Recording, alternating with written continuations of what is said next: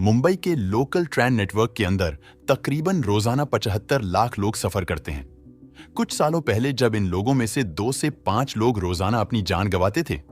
इन network पर travel करते हुए अगर आप मुंबई विस्तार में बड़े हुए हो तो लोकल ट्रेन स्टेशन पर एक्सीडेंट्स देखना आम बात थी, जो हर किसी ने बार बार देखा ही होगा। अगर आज के समय की बात करें तो डेथ कम हुई है, लेकिन बंद नहीं। मुंबई देश की आर्थिक राजधानी होने के बावजूद इसे एक मेजर इंफ्रास्ट्रक्चर मिलना चाहिए था लोकल ट्रेन्स में, लेकिन अब तक वो मिल नहीं पाया। इसके पीछे के कारण क्या है? दोस्तों, हिस्टोरिकल कारण भी है, प्रैक्टिकल रीजन भी है, लेकिन क्या कारण ऐसे है जो हमने खुद आज बना लिए है? पहले जरा थोड़ा सा हिस्ट्री समझ लेते हैं।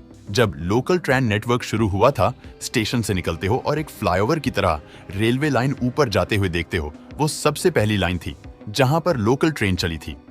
प्रॉब्लम यह है कि ऐसी लाइंस अभी भी चल रही है। मुंबई के लोगों को पता होगा, सेंट्रल लाइन वालों को तो ये रूट अभी भी चलता है और ज्यादातर लोकल ट्रेन का नेटवर्क ऐसा ही है। मुंबई एक बहुत बड़ा शहर था, उसके पहले से ही अंग्रेजों द्वारा भी ये रूट्स चलाए जाते थे। उस टाइम स्टेशंस इतने अच्छे नहीं होंगे, लेकिन ये रूट्स चलते थे। इसकी वजह से हुआ ये कि जैसे जैसे टाइम बीतता गया वैसे वैसे लोगों की संख्या भी बढ़ती गई। इसके कारण रेलवे नेटवर्क पर जो लॉर्ड आना शुरू हुआ वो संभालने लायक नहीं था।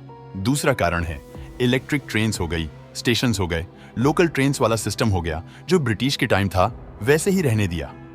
हमने रेलवे का ये हिस्सा तो था, लेकिन मुंबई ट्रेन नेटवर्क को बहुत लंबे समय तक कुछ भी डेवलप नहीं हुआ। कई जगहों पर लाइन को डबल करने की जरूरत, लेकिन बहुत आराम से ये काम किए गए और आज एक मेजर इश्यू है। अब आते हैं तीसरे कारण पर, जो हम इंसानों की वजह से है। अब दोस्तों देखो, लोकल ट्रेन के प्लान सरकार तो करती है, लेकिन मुंबई रेल विकास निगम हो गया, इसके अंदर के कर्मचारी हो गए। वो कहीं ना कहीं पे इन प्रोजेक्ट्स को जो है एक प्रॉपर स्पीडी तरीके से होने को पॉसिबल नहीं बनाते। इसका मतलब है कि 15 किलोमीटर की लाइन को अपडेट करने के लिए 1 साल का समय भी नहीं लगना चाहिए। वो मुंबई के अंदर अपग्रेड होने के लिए 10 से 15 साल का समय लेती है। थाने से लेके दीवा तक 2 एक्स्ट्रा लाइन बनाने का काम था, जिसको पूरा करने के लिए बहुत ज्यादा सालों का समय लग गया। जब तक प्रोजेक्ट्स ऐसे पूरे होते हैं तब तक डिमांड और ज्यादा बढ़ जाती है मुंबई में। ये जो लोकल ट्रेन नेटवर्क है, इसी ने पॉपुलेशन को भी बढ़ाने में बहुत हद तक मदद की है मुंबई में। अगर आपको साउथ मुंबई में भी काम मिलता है तो भी अगर आपकी सैलरी ज्यादा नहीं है तो आपको शुरुआत में बहुत दूर बहुत कम रेट रहना पड़ता है, इसलिए लोकल ट्रेन का यूज बढ़ जाता है।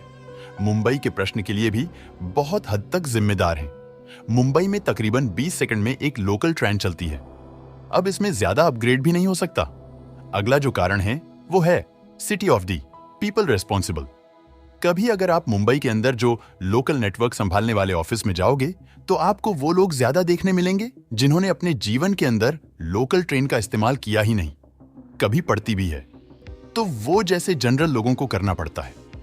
ट्रैवल वैसे करना नहीं पड़ती, और इसके लिए जो मोटिव्स है ऐसे बड़े अपग्रेडेशन के लिए वो बिल्कुल भी ज्यादा नहीं है। ये कारण बहुत बड़े लेवल पे जिम्मेदार है। लोकल ट्रेन की इन हालात के लिए इसका एक और उदाहरण देता हूं। लोकल ट्रेन को अपग्रेड करने के लिए एयर कंडीशन बनाने के लिए 238 ट्रेन का ऑर्डर था। उसको लाया गया, इंटरनेशनल टेंडर था ये, लेकिन बाद में उसको का कैंसिल कर दिया गया।